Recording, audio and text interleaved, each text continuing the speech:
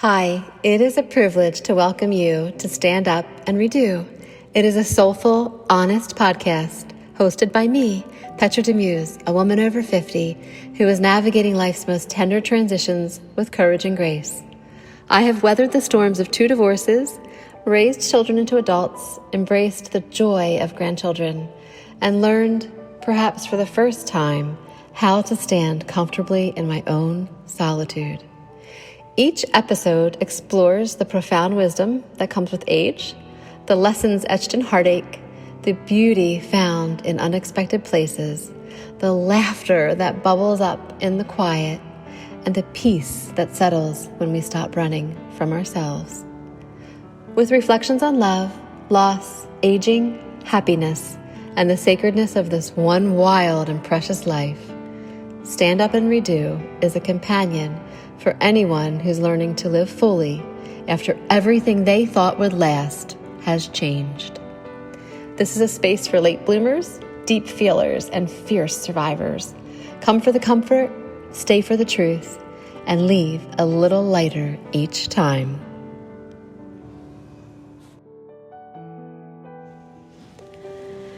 Well, you're back again to Stand Up and Redo, and I'm thrilled that you're here. This is going to be a little bit lighter episode. I have all these heavy episodes that I've been working on addiction, and I want to do one on faith in Christ, and I just have a lot to share. But this one is going to be about stealing. It's going to be about a stolen car, a stolen horse, and a stolen view. And they're not going to be in that order because I'm going to tell the worst story last. I guess the one I feel the most guilt about. But I'm going to start off with the stolen car story because this is funny. I think it's funny. I talked about this before, I used to work in different restaurants in Cape May when I was younger. And I would get done work around late at night, like midnight, often midnight, 11, midnight, and had to ride my bike home off the island, over the canal, past Cold Spring to where I grew up as a young girl, which was actually called Irma, which I don't even know if anybody calls it Irma anymore, but it was Irma, New Jersey. It was right near Cold Spring, New Jersey, which was right over the canal that went into the little island of Cape May.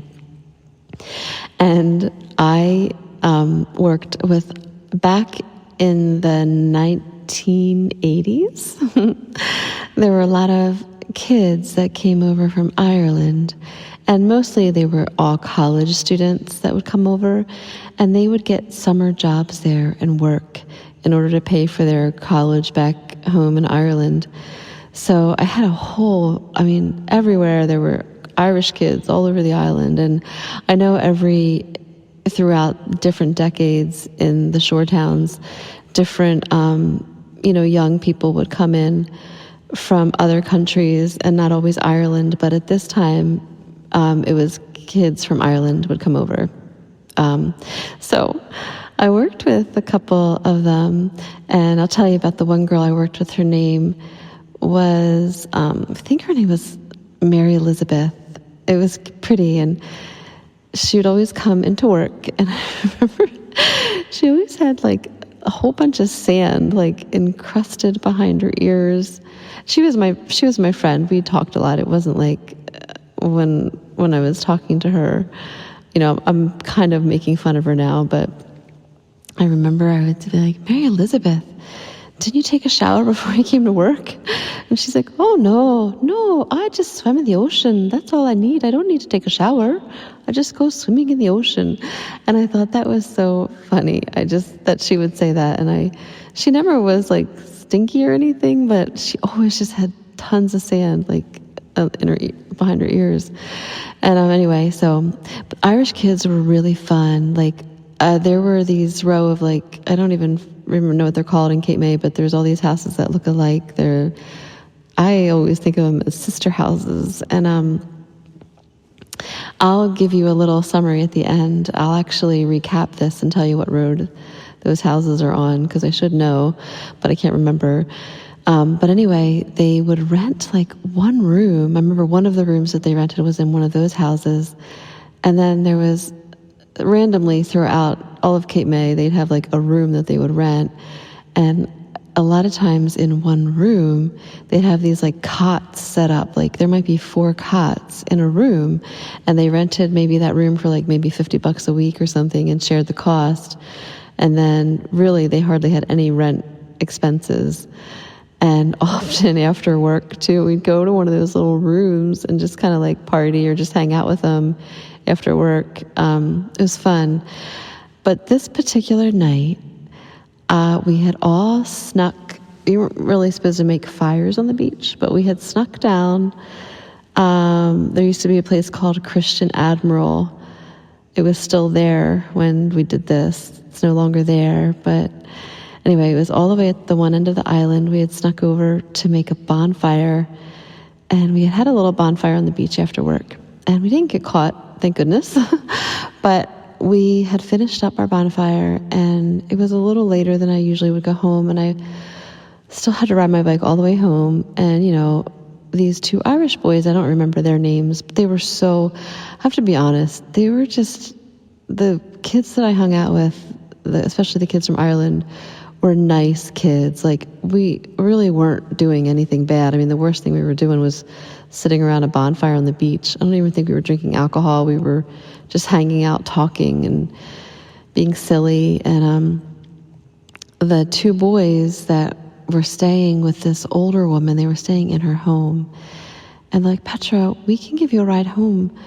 And I'm like, how? You don't have a car. You know, you're from Ireland. And like, no. The woman that we're staying with, she's really old, and she likes us to do things for her in the day. So we take her car out all the time. She lets us take it to the grocery store for her because we go shopping for her. We do all kinds of stuff for her with her car, and she doesn't mind. So I was like thinking, oh, okay. So they're like, come on, let's walk to our house, the house they were staying in, the old woman's house, and we'll go get the car, and we'll put your bike in the trunk, and we'll take you home. So I was like, yes, thank goodness. I was like exhausted. I didn't have to ride my bike home. So we're walking along. I'm pushing my bike, and we're at the end of the block that the house is on. And they're like, okay, just stay here. Don't come the rest of the way with us. We'll be right back. I'm like, okay. So I could see them. I could see them go to the house. I could see them go into the house. And then I saw the garage door just slowly open. No lights are on. Not a single light comes on when they go into the house. And I see the garage door open. And then I see them like pushing the car. They didn't even start it. They were pushing the car down the driveway. And then they pushed it down the road a little bit and, shut the garage. And then they come up to me and they open the trunk. And I mean, I'm not even kidding. They were pushing the car. And then they put my bike in the back of the trunk and like, okay, let's go. And I'm like, oh my gosh. I said, we're stealing this car. I know she doesn't know that we have this car. I know you're not supposed to have this car. And I did get in the car and I let them take me home because I was exhausted. And I just remember thinking, wow, this is really bad. It's like we're stealing a car. So that's my stealing the car story. I mean, it's not anything too crazy. Okay, stealing a view, another Cape May story when you're a teenager. Me and my cousin, Elle, at this time, I think she worked somewhere else. We often worked jobs, and we worked somewhere else, but we would often get together. Sometimes we'd ride bikes home together. Sometimes we wouldn't. But this particular night, it was just, and we did this a couple times actually. There was a beautiful it's still there, but it's been completely rebuilt. And if you ever go to Cape May, you have to drive by it. It's right on Beach Avenue. It's called the Sea Mist. It's just this big, beautiful, beautiful, beautiful Victorian bed and breakfast. And when we were kids, I don't know how we even figured out to do this. I don't even know what gave us the idea, because we had no reason to ever go into that building. we probably were just exploring because we tended to do stuff like that. We would climb. There was a stairwell in the middle of that building that would go just up and up and up to each floor, and circle around, till the very last you'd go right up onto the roof of the sea mist. And we would go up there, and so we would just have these long conversations. We had a lot going on in our lives, the two of us. We had siblings and cousins, and we knew a lot about each other. And I just remember going up there with her, and she was my safe place. You have people that make you feel safe, and she was one of them for sure. And we climbed up on that roof, and we would just lay flat on our backs and just stare up at the stars. And I can't tell you how amazing that feeling was. So I guess when I say stealing a view, we were stealing a view, and that's what I mean by that. And I do remember one time going up there, and there was this huge thunderstorm just rolling across the ocean, and we could just see it far off. But as we're lying there, it was getting closer and closer and closer, and could just see it coming over the ocean towards us. And that was amazing. Oh my gosh, that was amazing. So that was stealing a view. The last story, and I used to ride horses when I was a kid. I think I remember telling you I didn't have a lot of money. And there were different times in my life that I did different things. Like I mentioned, when I was 15, I got really into sports because I started sports in high school. But probably like from 12 to 15, I rode horses, and loved horses. I was obsessed with horses. I just always wanted a horse when I was a little girl. We could never really afford one. Of course, they're very expensive. I mean, even for people who are okay financially, a horse is a big expense for anybody. But I used to ride horses. I took horseback riding lessons. We were able to somehow, I don't know if my grandmom helped pay for them, but when I was really little, for a while, I was able to take horseback riding lessons once a week. And then I remember when I got a little bit older, I would always ride. My cousins had a bunch of horses. The Kelly girls, there were 5 of them. Well, there were, 5 of them, and then they had a little brother. So each one, I think, was born almost like a year apart. They were my cousins, my first cousins, and it was like each girl, 1, 2, 3, 4, 5, and then the last child was a boy. But all the Kelly girls had horses, and sometimes when my cousin Kathy was in college, I would ride her horse. He was this big, like, Tennessee Walker horse, I think, and if I'm wrong, she'll tell me. But he was just beautiful, and I sometimes ride him when she was in college. But then a lot of times I didn't have a horse to ride, and they'd all have a horse to ride. And then a couple of my friend, one of my other girlfriends, had a horse, and we'd all do these like nighttime horseback riding around Cape May. Like we'd go out through the fields in the woods and over by the airport. There's an airport right near my home. When I was little, it was like a couple miles away. And in the evenings, we would just ride our horses in the fields. Of course, we rode them in the day too, but this was a particular evening that I'm going to talk about. And I was pretty good. I don't want to brag. I mean, all of us were pretty good on, I don't want to say we were skilled at like showmanship, because none of us really had a lot of formal lessons.